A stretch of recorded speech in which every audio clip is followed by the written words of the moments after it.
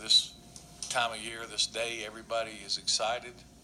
I feel like that we did a good job in addressing the needs we had on our football team. I don't know that I've ever heard any coach say that they didn't have a great class, so we'll be able to tell in a year or two, really. But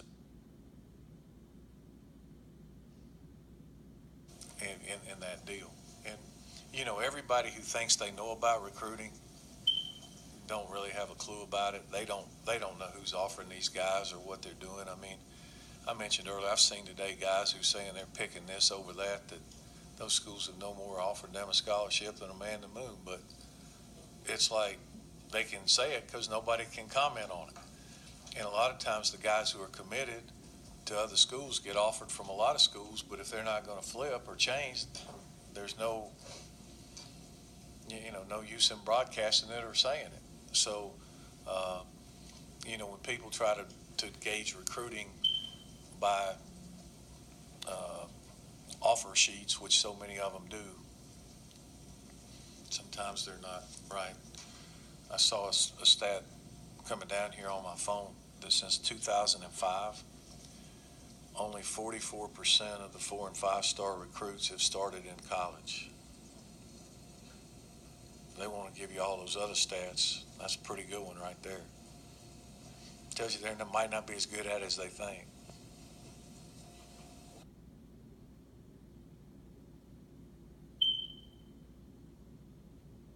So he didn't go to a bunch of the camps. He didn't go to a bunch of places. So, but, a lot of the times the way I love to recruit and the way I used to do it when I was on the road is I'll go to a high school and I don't ask them who's their best player.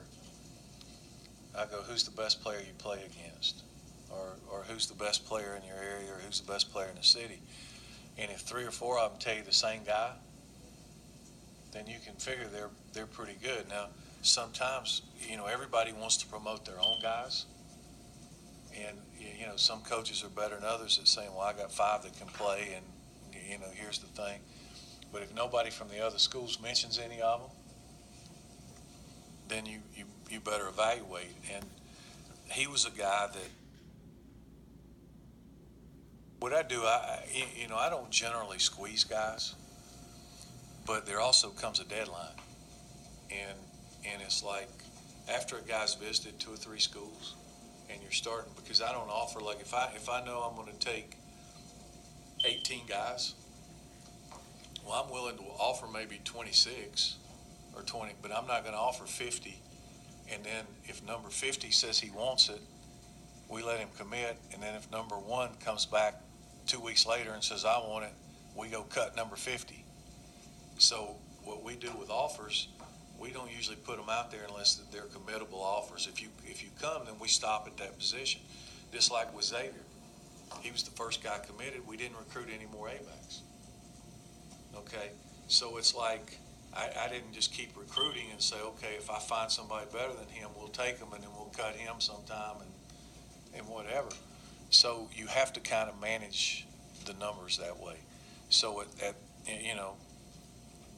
we only had 4 visitors the last weekend, and everybody else who had visited had kind of been given a deadline. And if they couldn't make a decision by that deadline, then we moved on.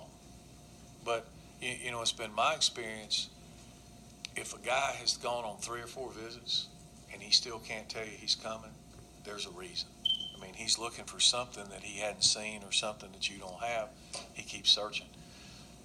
You might get them on the fallback, but they're usually not going to be successful if they really didn't want. I'd rather have guys who are excited about being here and want to be here.